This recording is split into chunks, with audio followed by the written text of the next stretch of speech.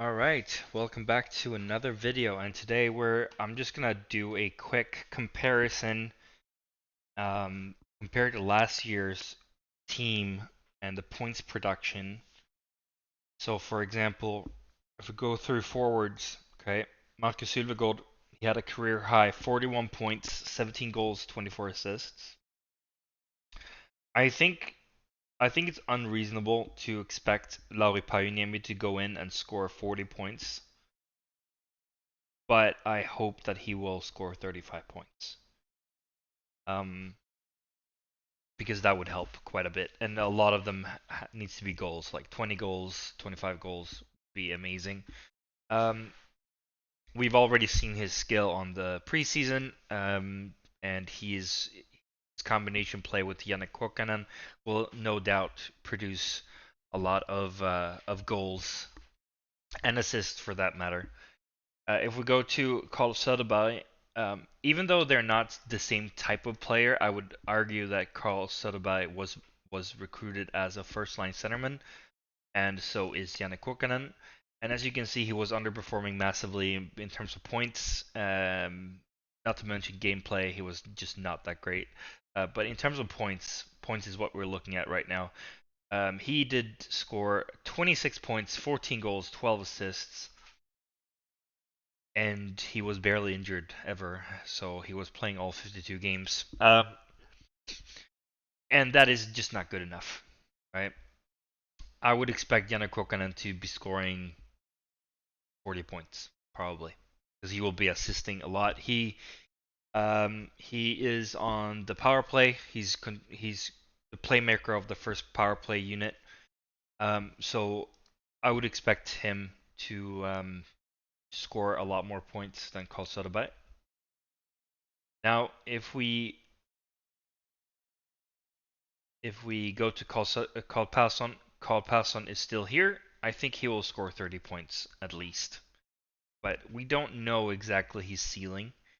Um, he produced very well in Karlskrona, and then when he came to us, he decided to go to North America, and then he came back and was completely broken. He was not his self.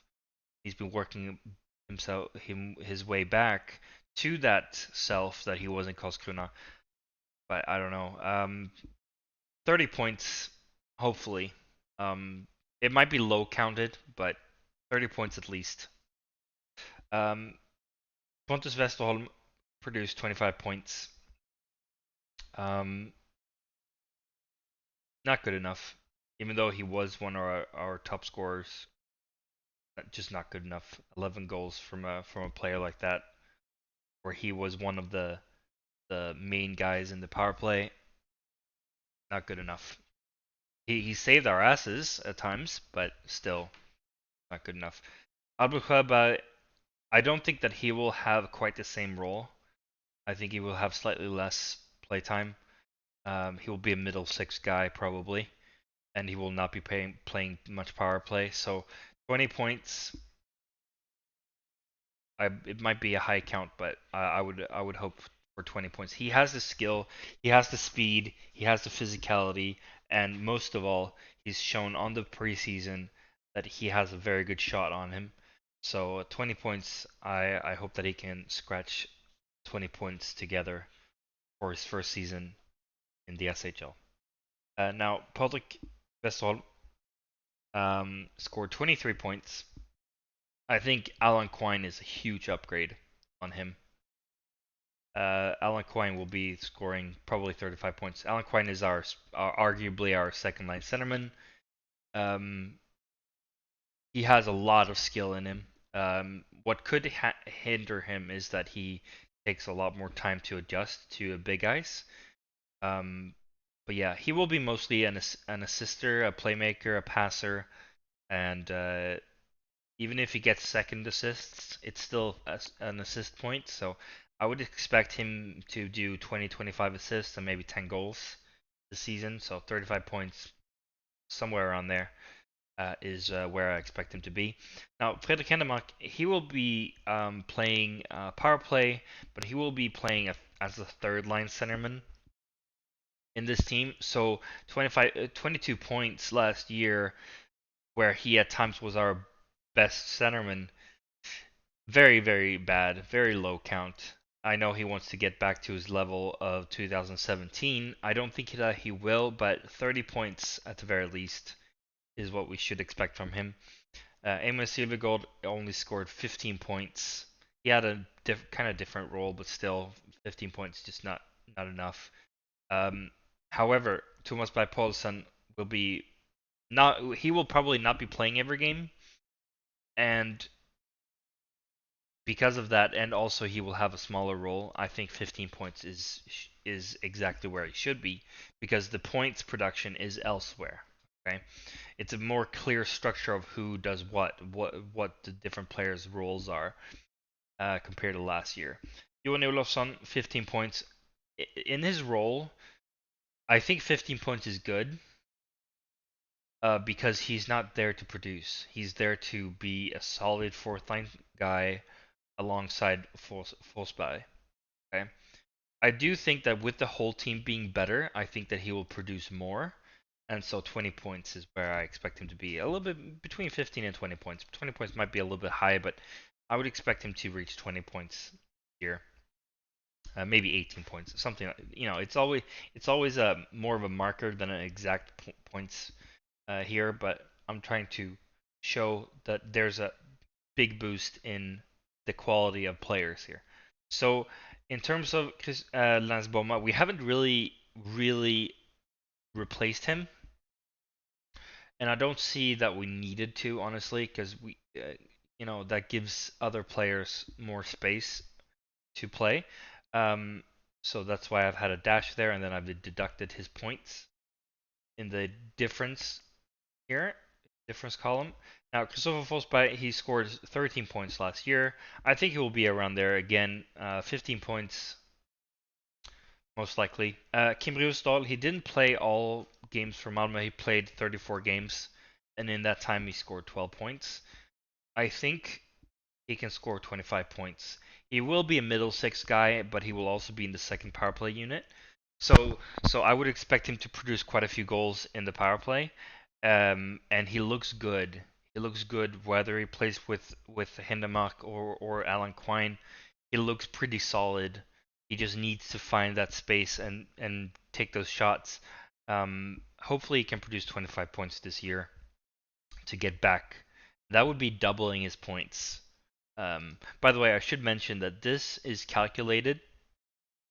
This is based on if you play a full season. So in terms of like depth players and such, that is why I have set the points lower. Um, because I don't expect him to play every game of the season. Um, in terms of William von Bonnekow, he scored 6 points. He did not play all games. I would expect him to do about 10 points, considering he will be in and out of the team. Based on the preseason games, I would say that William von Bonnekow will be playing ahead of Thomas Berg Paulsen in the fourth line. Um, but who knows? They will both be switching places back and forth.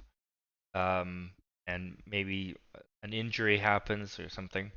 We'll see. Um, Lucas Vanblom, he scored 5 assist points during all last season. He just could not score. And I wonder, he had a very, very good playout series, but I wonder, can he produce? I hope so. And I realize now that looking at it that it's a huge difference, but I think that he will produce, and I think that he will completely explode and have a breakout year this year because he's had a full preseason. This is a better team with a better, allegedly a better group. The chemistry of the group is much better than last year, and that can affect things. That can affect things. So I would expect him to score upwards of 30 points. He will be playing power play. He will be a middle six guy on the wing. He can also play centerman in case Alan Quine gets injured. Maybe he will be playing a center, but he will be second or third line.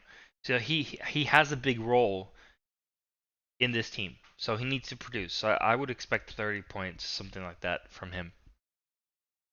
Um, Anton Wahlberg, he didn't play all that many games. He played 17 games with the men's team, and played mostly in the under 20s. Um, with a full season, I would expect him to get maybe 20 points. I realize now, watching the game yesterday versus Hove, where he basically turned a 2-on-1 into a scoring chance out of nothing. Um, his shot is really, really good. And I realize 20 points might be a little bit low, but this is his first full season, and I don't know. We should probably not expect him to blow things out of the water. I would rather keep a lower points total on him. Um, we just don't know. Yeah, it just ebbs and flows. It's up and downs. I think 20 points is reasonable expectation for him. Christian Vesalainen wasn't really replaced, and Freddy Lawson was just someone who came in for one game and produced a point. He scored a goal in that one game that he played. So those are not um, replaced. But the difference in points is still 75 points across the team in terms of replacements and in terms of the existing players upping themselves a little bit this year. Um, and this is a projection. I'm not saying that this is gospel. I'm just saying this is what I expect with the motivations I've just said. In terms of defensemen, it's a little bit more tricky.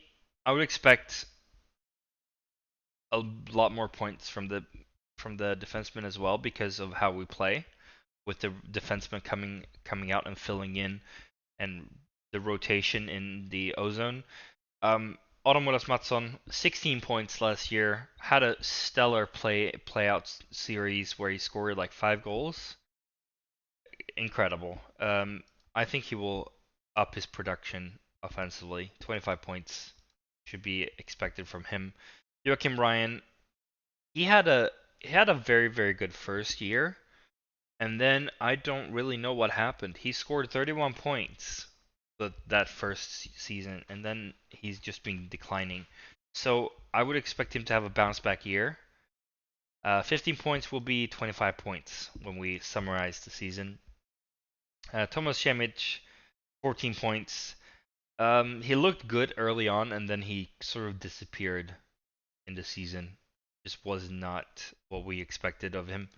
He probably cost him quite a bit as well because he's um, a righty, and so that is probably why they haven't recruited a single righty defenseman, um, except for Dominic Badinka, who is a junior player. But anyway, Joachim Ryan will have a bounce back year. 25 points should be expected. Uh, Jakub Galvas will be a huge part of this team on the offensive blue line. 30 points. I don't see why not. He's better than Joachim Ryan was, in my opinion. He's better than Joachim Ryan was that first year, so should be expected. Carl-Johan Lerby, he produced only 2 goals and 11 assists for 13 points, which is not good enough. Timothy Vihalme, he hasn't shown too much on the preseason. You have to remember though that he is not, even though his name is Finnish, he is of American native. So he has not played a whole lot on big ice. I know he has played a few years in Finland, but it is an adjustment, and we did see him improve his game yesterday versus HV71. I think I think that he will be able to produce 20 points. Oliver Lauritsen, he produced 4 goals and 8 assists for 12 points last year. I don't think that Johan Ivarsson will be producing 12 points. I think maybe 10 points, maybe. I do have a few notes here on the last ones here. Marcus Lauritsen, he scored 4 goals and 5 assists for 9 points. but he only played 40 games, okay? And that has been the trend. He's been gone at least 12 games a season for the last 3 seasons, okay? And he's been injured. He's injury prone. Like every year he plays 40 games or less. So I wouldn't expect him to score a lot more points than he has. Maybe 10 points in the games that he plays. 15 points across a full season is totally reasonable. If he would play 52 games, I would expect 15 points from him. Matthias Lassen, he produced 8 points. He ends up always he always starts as the depth defenseman, and then he always ends up playing 30 plus games anyway because of injuries. So across a full season, I would expect him to score 10 points. Um, but he won't be playing 52 games. I think he will be playing maybe 30 games this year. And then we have Theodor Jonsson. He spent he scored 2 goals and 1 assist for 3 points. Nutuvita Salo was alone. He scored 2 assists, and Neo Folin hasn't scored a single point yet for us. Dominic Badinka has looked so good. He has looked very, very, very good on the preseason. Very solid, and I would expect him to score 15 points if he gets regular game time this year. If he gets regular game time, but you have to remember he's going to play with the U20 team for the most part, and he's going to be the eighth defenseman. So he's a depth option in case let's say in case both Marcus Lauritsen and let's say Teemu Kivihalme both are injured, then Dominic Badinka and Matthias Lassen will both be playing on the six defenseman, whereas so he will be the filler guy as an eighth option. So 15 points might be a little bit too high. It really depends on how injury prone this team is. I don't think that we're quite as injury prone this year because these are younger players. These are younger players that are might not have the same history of injuries, or you know, it just it just it's just logic that we should be less injury prone. I would still expect Marcus Lauritsen to be away maybe 5 to 10 games this season because that's just the way he is, just what he does every year. Which is also why this is a side note. This is not really relevant to this video, but I would expect Marcus Lauritsen to not be re-signed or extended because of the fact that yes, he produced a lot of points for how many games he plays, but he plays way too few games, right? Like expect if he would play 52 games a season, I would expect him to score 20 points. I would.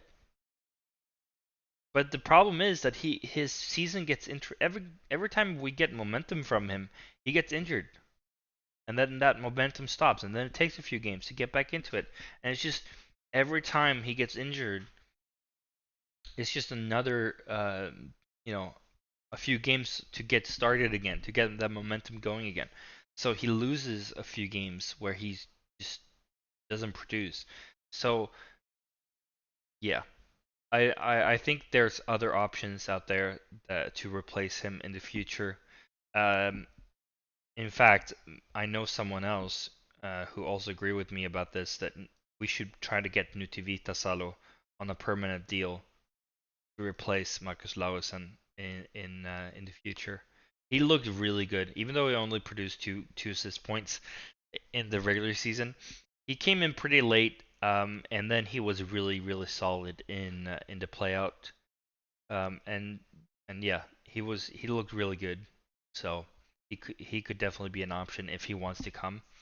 Um, I hope he does, but you know, speculation at this point. Anyway, that is it for this one, guys. I hope you enjoy this video and just get an overview. If you think that I am wrong, or you have any comments on this, please let me know in the comments box below. And don't forget to like the video and subscribe and all that jazz. And I will see you in the next one. Bye for now.